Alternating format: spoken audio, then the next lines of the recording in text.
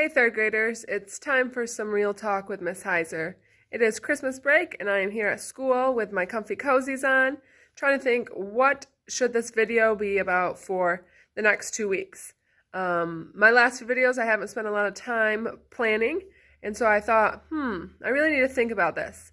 So this crazy thing happened this past week at school, but first I need to tell you a little bit about myself.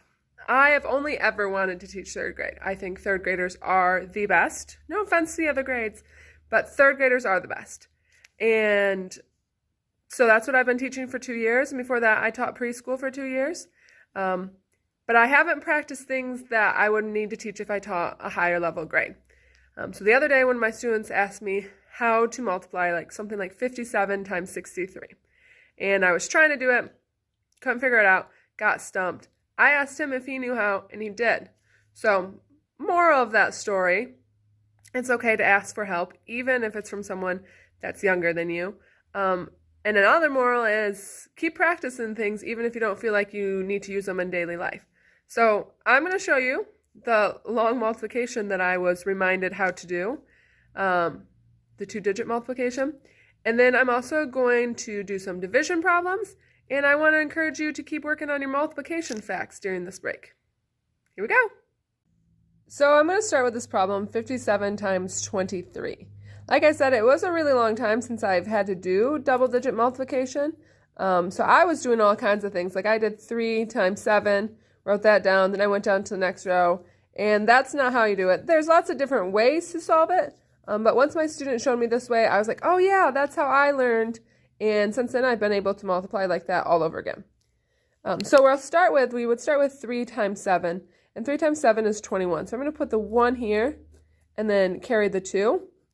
And now I'm going to do 3 times 5, which is 15, and then add 2 more, 15, 16, 17. So I have 171. And now I'm going to do the second place. And since it's the tens digits, I'm going to start with a 0 here to move over to the tens place. So I'm going to cross this 2 out because I don't want to get it confused.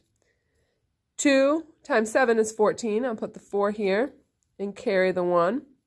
2 times 5 is 10, plus 1 more is 11. Now I'm going to add all this up. 1 plus 0 is 1. 7 plus 4 is 7. 8, 9, 10, 11.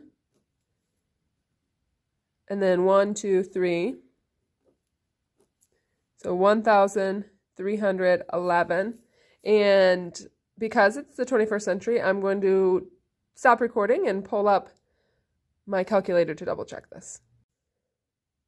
And that's the correct answer. So I'm going to try another problem and I won't correct it, but if I'm wrong and you find that out, comment below. So the next problem I'll do 38 times 21. So 1 times 8 is 8. 1 times 3 is 3. Put a 0. 2 times 8 is 16. Carry the 1. 2 times 3 is 6, 7. Time to add. 8 plus 0 is 8. 6, 7, 8, 9. 798. So that's what I got when I multiplied 38 times 21. I got 798. If I am incorrect, please comment below. All right, so we're going to move on to division facts. I have to think of division as the reverse multiplication. I know a lot of people have different strategies. You could do repeated subtraction, addition up and 2, but you have to remember that this is the big start number. So if I did 10 divided by 2, I know it's 5 just because I have that one memorized, but I could also think what times 2 equals 10. 15 divided by 3 equals 5. 3 times 5 equals 15. I could also skip count by 3 until I got to 15. 3, 6, 9, 12, 15, and I did that 5 times. 16 divided by 4 equals 4. I could skip count again by 4s until I got to 16. Or I could think 4 times what equals 16? 20 divided by 5 equals 4. And, I meant to write division down here. 30 divided by 6 equals 5. And that's because I know 6 times 5 equals 30.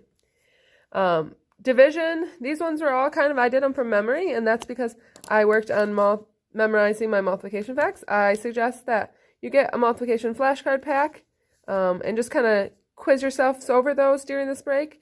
I did this as an adult against my sister, and she was much quicker than me, but it definitely makes division and multiplication easier if I just memorize those tens and unders multiplication facts.